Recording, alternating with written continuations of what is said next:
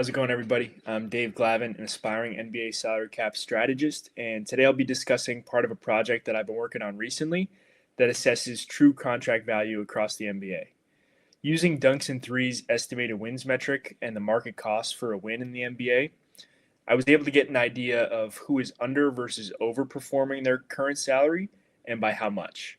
By no means is this strategy innovative or without limitations, but I believe it provides useful information for upcoming free agent and contract extension negotiations. This video will address what the free agency big man market will look like this summer and how true contract value factors into a negotiation for a guy like Jalen Duren. As I mentioned, I used estimated wins from Dunks and Threes and multiplied that by the market cost of a win, then subtracted a player's current salary to generate their true contract value. The market cost of a win, which this season was about $4.7 million, is calculated by taking total league payroll, including tax payments, and dividing by 1,230, which is the total amount of wins in an NBA regular season. As far as limitations, not all wins cost the same amount. While the overall market cost for a win might average out to that $4.7 million, it costs more than that for a team that's spending into the tax, especially if they're paying repeater tax rates. Additionally, going from 25 to 35 wins requires a much different financial commitment than going from 55 to 65 wins. There also might be role player constraints. A role player that performs at the monetary level of a star might not actually be worth that much, given that he would likely not be able to replicate that production if he was given the responsibility of a star player. Similarly, some players may have a greater off-the-court impact, whether that's in the community or in the locker room, and that makes their contractual value greater than what their on-court production would suggest it should be. And as always, whenever you're using advanced metrics like expected wins, it's important to acknowledge that some players might be overvalued because they play next to other great players. It's also incredibly difficult to quantify aspects of the game like individual defense. And in this instance, durability plays a major factor in a player's rating. So any missed time will have a pretty significant impact. All data for this study was pulled following the conclusion of the regular season. On the team side, I just want to quickly touch on two takeaways. The first of which being that there are 4 teams performing at a level over 100 million more than their actual payroll, and they're all non-taxpayers: Oklahoma City, San Antonio, Detroit, and Boston. Additionally, of the 7 tax-paying teams, only 3 are producing at a net positive payroll value when taking into account their tax payments, and that's Houston, Minnesota, and the Knicks. Not going to dive all that deep there, as the focus of this video is more player-specific negotiations, but I just wanted to highlight that. Here are the top 25 and bottom 25 big men in terms of their over and under performance to their salary this season, excluding guys on rookie scale and rest of season contracts. I chose not to include those types of deals, at least in this photo, just because of their fixed nature. But for reference, Wemby leads all players with a $58 million surplus in true contract value. A couple of notes on the top performers. Shout out to Neemias Queta, who went from a third-string big man to a top 10 center, producing at a $40 million level this season. Also, Nikola Jokic is one of the few players across the league that has been worth more than the maximum allowable contract. And this figure is before even taking into account his off-the-court value. We've known that the top 5 players or so in the league are worth more than they're able to get paid, but it's just cool to see his on-court production visualized in this way. On the other end of the spectrum, I highlighted Evan Mobley and Alperen Şengün, as they both have underperformed relative to their salaries while playing 65-plus games each on playoff teams. I mentioned that context because a majority of guys in this bottom 25 either dealt with significant injuries or were on teams that weren't competitive, or both, which would result in underperformance and expected wins. But neither of those factors affected these two guys. The 2023 CBA has complicated the market for the second star, as teams balance paying their top guy with building a roster around him that has enough depth to compete for a title. Not saying either of these guys are necessarily overpaid, but I just think that's something to watch this summer, especially with a guy like Jalen Duren, which I'll get into a little bit later. Assuming 6.7% growth of the cap, which was reported about a month ago, here are the projected cap and tax numbers for next season, as well as the different tiers that I'll be breaking this summer's potential free agent bigs into. I didn't include the 35% max figure just because I don't think there's any guys that I'm going to discuss today that will command that. But for reference, it's 57.75 million. There are 51 potential free agents in the big man market, including 12 with team options and 5 with player options. Not all of these guys are going to reach the open market, but I just kind of wanted to highlight everyone that could. Shout out to Jalen Duren and Sandro Mamukelashvili, who are outperforming their current salaries by the highest margin. This visual shows each team's respective spending power, as well as those 51 guys separated into the salary cap tiers that I just discussed. The financial situations for these teams are fluid, but I felt like it was helpful to at least identify at this point who could be a suitor in each tier. Following their big trades at the deadline, I expect Utah and Washington to operate as over-the-cap teams, leaving Brooklyn, Chicago, and the Lakers as projected cap space teams. There are a few teams that could join that group if they decline some team options, like Atlanta, the Clippers, and the Grizzlies. Each tier represents what I believe is the ceiling for each of these potential free agents. Not necessarily what they're going to get, but I don't think they would get more than this. I've underlined the guys that I don't think will hit free agency, as I believe their existing options will either be exercised and or declined as part of an extension. We're headed for another interesting offseason for restricted free agents, especially in the big man market with Jalen Duren, Mark Williams, Walker Kessler, and Quinton Post, as well as Mo Gay and Carlo Matkovic if their team options are declined.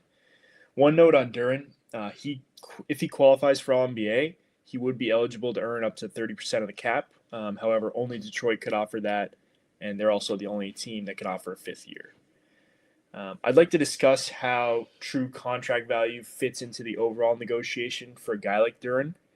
On the left are the two max contract options that Detroit can offer him, the 25% and the 30%, depending on if he's selected to an All-NBA team. Not that I think he would get offered the 30%, but just so all options are considered, versus what any other team can offer him. Here's his true contract value progression and his box score statistics over the last 4 seasons,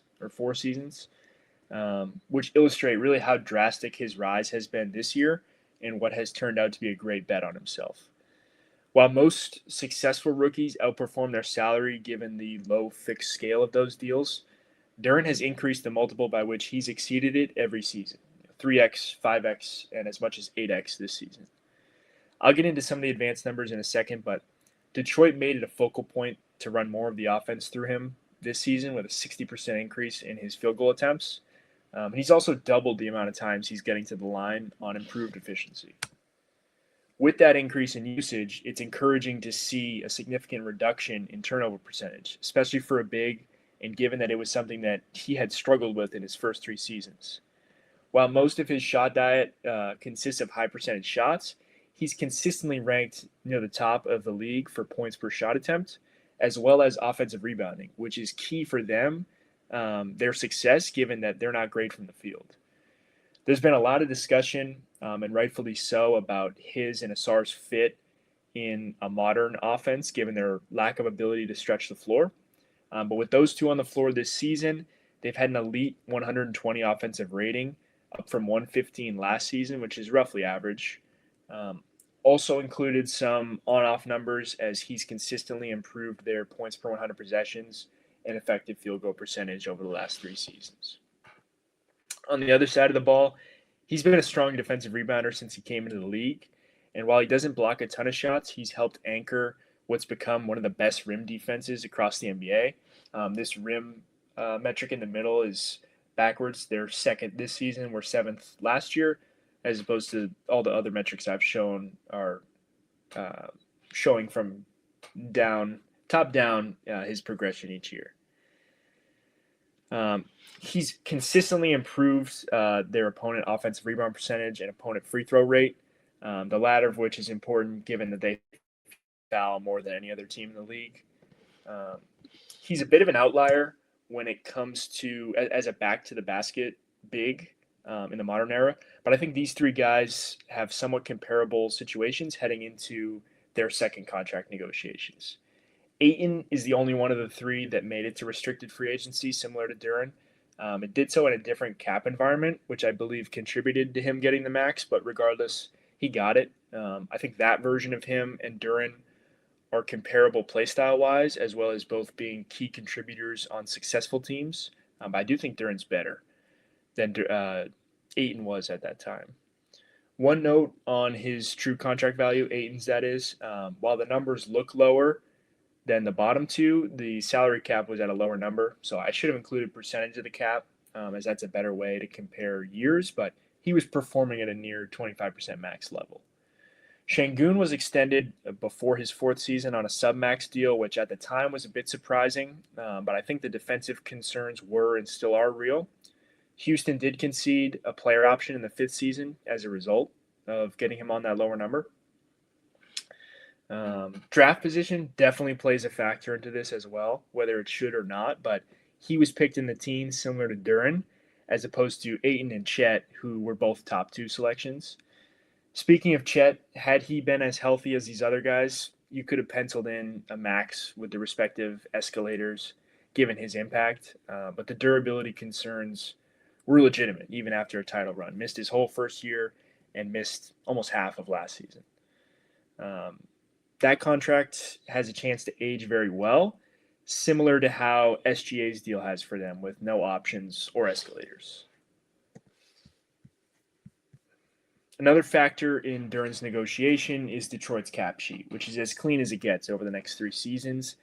They paid the tax once in 2004, but despite their recent success, I'm going to use that as a de facto hard cap, at least in the short term. Assuming 10% growth following next season might be a little bit ambitious, but even if the numbers project to be similar to next season with a 7% increase, Detroit can reasonably fit Duren at the 25% max number, along with Asar Thompson's expected next deal, which, given what Dyson Daniels and Christian Braun just got, I think that could be somewhere in the 12 to 15% range of the cap. And they'd be able to field both of those and stay below the tax while fielding a pretty good roster. Last summer, I had him penciled in at kind of the Ivica Zubac, Wendell Carter Jr., Daniel Gafford, 17 to 20 million average annual value, but the conversation now has become about whether or not Detroit's going to include escalators. While he and Asar are able to integrate into a regular season offense, and a really good one at that, I think this year's playoffs will be a good indicator of their long-term viability on that end, because the floor shrinks and teams are forced to play much more in the half court. I personally don't think he should get any escalators, kind of given what I was talking about earlier, where the new CBA has caused teams to approach their second star a bit differently, especially organizations that don't normally pay the tax, because you just have so much less wiggle room to work with. And with him on a 30% deal with Cade, you're taking away a rotation player, essentially.